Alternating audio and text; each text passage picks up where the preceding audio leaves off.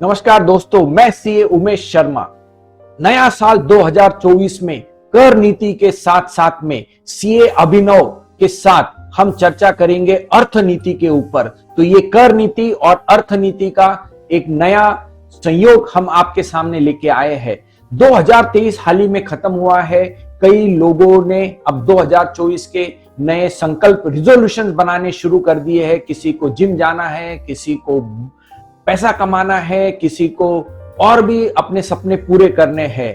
तो सीए अभिनव, आप बताइए अर्थनीति के हिसाब से 2023 से 24 में आने वाले सालों में क्या ध्यान रखना है।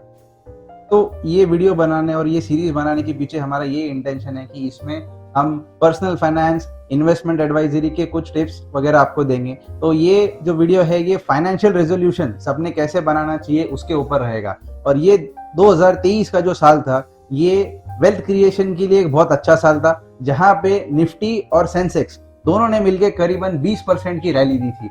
ये रैली कोविड के बाद की सबसे अच्छी रैली मानी गई है। तो इसीलिए अब हर एक के दिमाग में यही सवाल है कि अब हम फाइनेंशियल रेजोल्यूशन कैसे बनाएं, और उसी के बारे में हम ये सीरीज शुरू करेंगे। इन्वेस्टमेंट करनी है तो क्या ध्यान में रखना चाहिए, कौन से ऐसे स्टेजेस है जिसके अंदर हर इंसान ने अपनी अपनी प्लानिंग 2024 में करनी चाहिए, और उसके टैक्स रिलेटेड भी मैं आपको चीजें बताऊंगा। तो पहली स्टेज क्या है? तो फाइनेंशियल रेजोल्यूशन बनाने के लिए हमें 5 स्टेजेस का ध्यान रखना पड़ता है। जो सबसे पहली स्टेज आती है वो होती है कि आपको इनकम अर्न करना पड़ेगा। जो बेसिक नीड है कि जब तक आप इनकम अर्न नहीं करोगे तब तक आप फाइनेंशियली स्टेबल नहीं बनोगे, तब तक आप इन्वेस्टमेंट नहीं कर पाओगे, तब तक आप अपने खर्चा नहीं कर पाओगे। तो सबसे पहला स्टेज जो वही है कि सबसे पहले आपको इनकम अर्न करना पड़ेगा, उसी के बाद आप आगे के सपने देख सकते हो। और 40% ही इंडिया की जनता ऐसी है अप्रोक्सीमेटली जो अभी फर्स्ट स्टेज तक पहुंच पाई है। करेक्ट अभिनव, आपने सही कहा। Fix income is the first step. और इसके टैक्स रिलेटेड एस्पेक्ट अगर देखते हैं तो इनकम टैक्स में 5 प्रकार के टैक्सेशन है, जैसे salary, income from house property, business and profession and capital gains, और इनकम फ्रॉम अदर सोर्सेस। तो यहाँ पर उस व्यक्ति को कहीं ना कहीं टैक्स के इम्पैक्ट आएंगे। और साथ साथ में जीएसटी के अंदर अगर हम बिजनेस करते हैं तो 20 लाख के ऊपर अगर टर्नओवर जाता है सर्विसेज का पड़ेगा, और 40 लाख के ऊपर अगर गुड्स का टर्नओवर जाता है तो जीएसटी की रजिस्ट्रेशन जीएसटी भी भरना पड़ सकता है अगर टैक्सेबल सप्लाई है।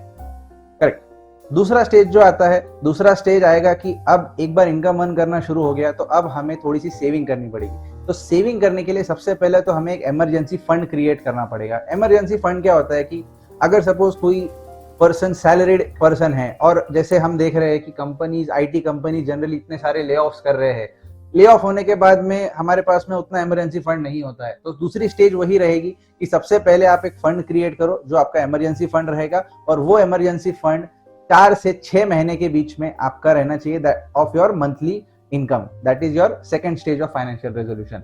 करेक्ट, यानी एफडीआर के अंदर इन्वेस्ट करिए या पीएफ में या म्यूचुअल फंड में। तो इसका टैक्स रिलेटेड एस्पेक्ट ध्यान में रखना चाहिए। और बड़ी अच्छी बात यह है, इनकम टैक्स के अंदर सेक्शन 80TTA के अंदर अगर कोई सेविंग बैंक अकाउंट का इंटरेस्ट मिलता है तो उसका 10,000 रुपए तक का भी अपने को मिलता है। पीएफ के भी अलग से डिडक्शन है।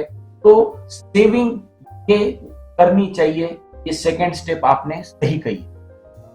तो थर्ड स्टेप अगर हम देखते हैं तो थर्ड स्टेप ये रहेगी कि एक बार आपका इनकम हो गया, फिर आप इमरजेंसी के लिए आपने फंड्स साइड में रख दिए। अब आप प्लान करोगे कि अब आपको लग्जरियस लाइफ अगर जीनी है, या कोई भी अगर आपको रेजोल्यूशन लेना है कि अब मुझे घर चाहिए, या मुझे अब गाड़ी लेनी है, या मुझे कोई दूसरा लग्जरी करना है, तो उसके लिए सबसे पहले आपको बजट बनाना पड़ेगा कि आपके घर खर्चे कितने हैं, अपना इनकम कितना हो रहा है, खर्चा कितना हो रहा है। और अब अगर सपोज मैं कोई लग्जरी लेने जाता हूँ तो वो मेरे इनकम को कैसे हैम्पर करेगा, कितना मुझे सेविंग्स होगा। तो तीसरा पॉइंट ये होता है कि आपको मंथली बजट्स बनाने पड़ेंगे और आपको आपके फाइनेंशियल गोल सेट करने पड़ेंगे। करेक्ट। साथ साथ में अगर इसमें टैक्स की भी सेविंग करनी है तो इंश्योरेंस का प्रीमियम हो गया, और साथ साथ के अंदर बाकी जो आप इन्वेस्टमेंट्स या जो खर्चे कर रहे हो, एजुकेशनल का खर्चा है बच्चों का, उसका भी डिडक्शन इनकम टैक्स में मिलता है। तो इसका भी ध्यान में रखें। करेक्ट। अब फोर्थ स्टेज पे हम आते हैं। तो फोर्थ स्टेज ये रहेगी कि अब जो हमें लग्जरी लेनी है, जैसे अगर कार लेना है, घर लेना है, तो अब हम उसके बारे लोन्स के बारे में प्लान करेंगे। तो लोन्स के बारे में प्लान करते टाइम पे यही ध्यान में रखना है कि आपका जो भी लोन का पेमेंट रहेगा वो आपके मंथली इनकम से 30% से ज्यादा नहीं होना चाहिए। 30% से ज्यादा अगर जाता है तो आपको कहीं ना कहीं वापस रीबजटिंग करना पड़ेगा कि कैसे मैं वो लोन का रीपेमेंट कम कर सकूं। करेक्ट। तो ये जो चौथा स्टेप है, स्टेप प्लानिंग कहते हैं, टैक्स के अंदर भी इंपैक्ट आता है। तो इनकम फ्रॉम हाउस प्रॉपर्टी है और उसके रिलेटेड जो लोन लिया है हाउसिंग का, उस इंस्टॉलमेंट का डिडक्शन मिलता है।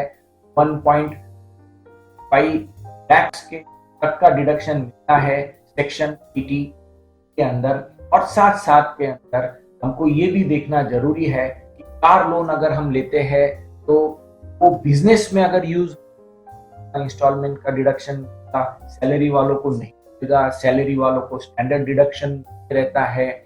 और ये ध्यान में रख के स्टेप प्लानिंग कर। फिर पांचवा स्टेप हम आते हैं। पांचवा स्टेप रहेगा अब प्लान योर इन्वेस्टमेंट्स। अब हम लास्ट स्टेज पे पहुंच चुके हैं जहां पे अब लोन्स भी हो गया, सारी खर्चे भी निकल गए, अब हम इन्वेस्टमेंट के थ्रू प्लान कर सकते हैं। तो इन्वेस्टमेंट के बहुत सारे मोड्स होते हैं, जैसे गोल्ड का इन्वेस्टमेंट हो गया, म्यूचुअल फंड हो गया, शेयर्स हो गया, इमूवेबल प्रॉपर्टी हो गई। ऐसे कई सारे इन्वेस्टमेंट के एवेन्यूज है जो आप प्लान कर सकते हो। अब आपका पैसिव इनकम अर्न करने का स्टेज आ चुका है कि जहां पे जो फेमस सेइंग है कि make money work for you, ये स्टेज पे अब हम जाते हैं। करेक्ट। ये जो पांचवी स्टेप है, सबसे आखिरी है, वो है इन्वेस्टमेंट। और इसके रिलेटेड टैक्स के अंदर भी बहुत इंपैक्ट है। शेयर्स के अंदर long term, short term capital gain आ जाता है। गोल्ड ज्वेलरी के अंदर इन्वेस्टमेंट करेंगे, लॉन्ग टर्म कैपिटल गेन आता है साल के ऊपर, 12 महीने की। इमूवेबल प्रॉपर्टी आप खरीदते हो, बेचते, कैपिटल गेन का टैक्स लगता है। तो उस हिसाब से भी टैक्स का इंपैक्ट देखना चाहिए। तो ये 5 स्टेप्स जो है ये बहुत इंपॉर्टेंट है अपने लाइफ में इन्वेस्टमेंट के और खर्चों के प्लानिंग करने के लिए। और 1 बाय 1 इंसान ने इसमें प्लानिंग करनी चाहिए। तो अभिनव, अब आप बताइए कि हम आगे 2024 के अंदर और क्या क्या डिस्कस करने वाले हैं। 2024 के अंदर ये जो हमने सीरीज स्टार्ट की है, ये जो आज हमने 5 स्टेजेस डिस्कस की है, तो हर एक स्टेज के ऊपर अलग अलग हम वीडियोस बनाएंगे और उसमें बताएंगे कि हर एक स्टेज के ऊपर मास्टर करने के लिए और क्या क्या टिप्स आपको फॉलो करनी चाहिए, जिससे आपका ये फाइनेंशियल रेजोल्यूशन पक्का हो जाए और इसको हम सक्सीड करवाएंगे।